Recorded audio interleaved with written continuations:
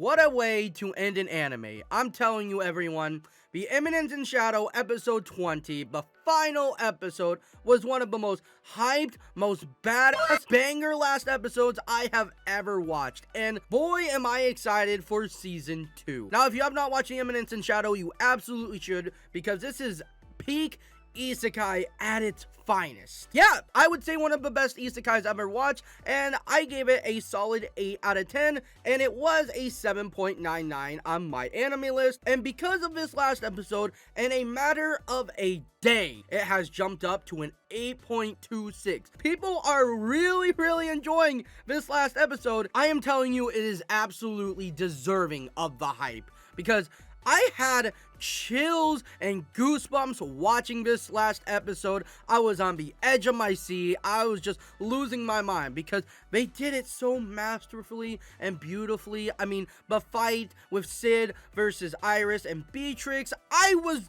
already pretty stoked about that. Episode 19 already, hyped it up, and I'm like, you know what? Maybe it's going to be pretty good, and Beatrix is, maybe gonna give Cid a run for his money. But to tell you the truth, they did far better than I could have ever imagined.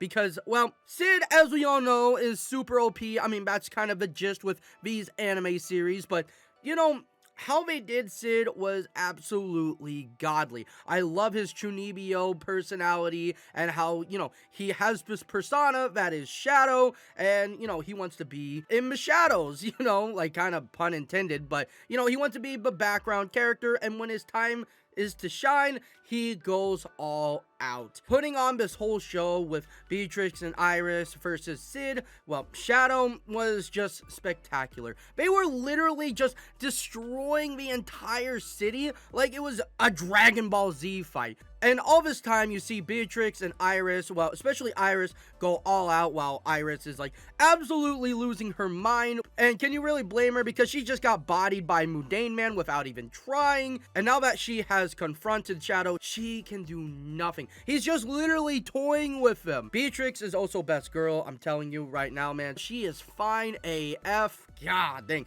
I really hope that we see more of her in season 2.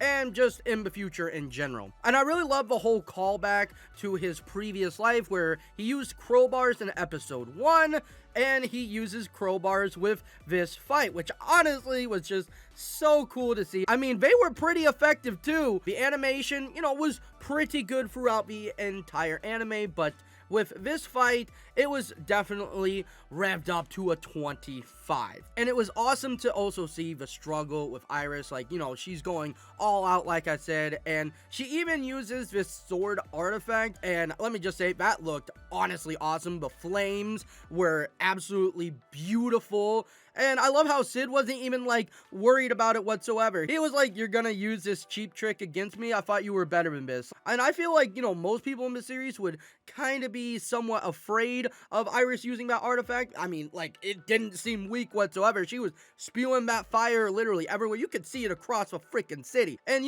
Cid just being who he is, it looks like he's literally fighting level 10 monsters, and, he's level 100. And even Beatrix, they hyped her up so well, and she did not disappoint in that fight. But when Cid started taking it, I would say, like, 1% more seriously, she couldn't do anything. She could barely even perceive his presence. And you know what? Beatrix is more powerful than I honestly would have thought, because Cid did compliment her. He says that Beatrix's sword skill is around the same level as Shadow Garden, so it seems like she might be able to put up a good fight against the Seven Shades. Obviously nothing against Cid, because he's just toying with him, honestly. And that last I Am Atomic, he just spreads all his power across the city, hypes it up, man.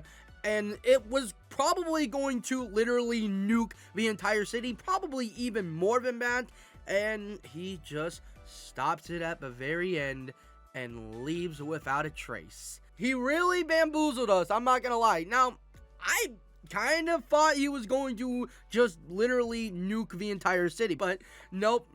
he pretty much just humiliates Iris and Beatrix, and he is gone. So bravo to Studio Nexus for bringing us one of the greatest isekais of all time. I really do hope that you get to work on season 2, because you did season 1 so perfect, and honestly, I don't want any other studio touching Eminence in Shadow. Absolutely enjoyed it. Yes, it might have been trashy to some people, but to me, it was a fantastic, fun ride all the way through.